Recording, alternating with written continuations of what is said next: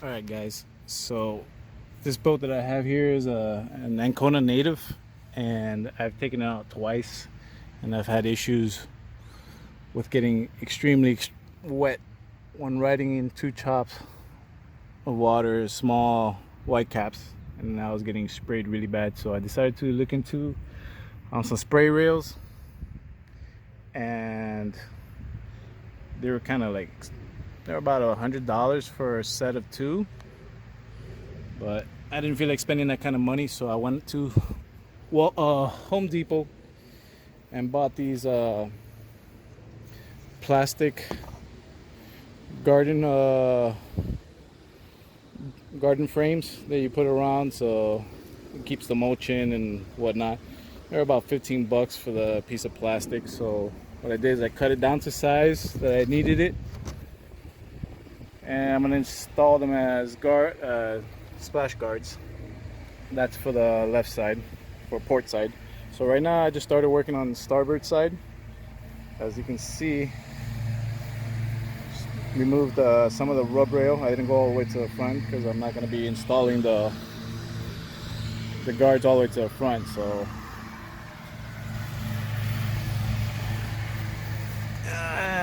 what I ran into an issue was I thought I was going to use the existing screws that were beneath the guardrail, but the rub rail, and apparently they're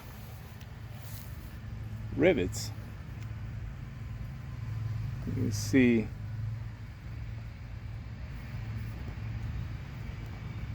so what I'm doing now is I went and I bought some stainless steel screws,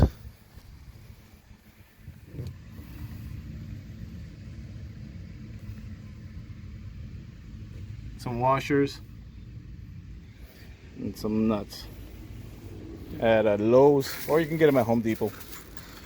So what I got is 832 by 1.5 inch. I could actually gotten away with 1 inch length, but this is fine. So what I'm thinking about doing is probably installing 7 to 10 on each side just to hold it up. So far it's looking good,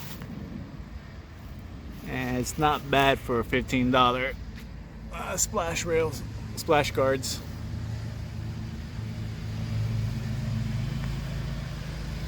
Coming out nicely, little by little. So I installed one here between the rivets, and then I went probably about another 6 inches, and I kept going. So what I've been doing is just making the holes in between, and then just installing a couple at a time. So I'm almost done here. Just got to do this back end, and then put back the rub rail on and that's it. So it's pretty simple. So far I've been at it for about 15 minutes, and yeah, so the good thing about it is I only spent 15 bucks, and this is kind of like a mock-up in a way. So if it doesn't work, I could just take it off right away, and then I know the actual size that I need if I want to go ahead and go the other alternative route, which is most people use starboard or PVC.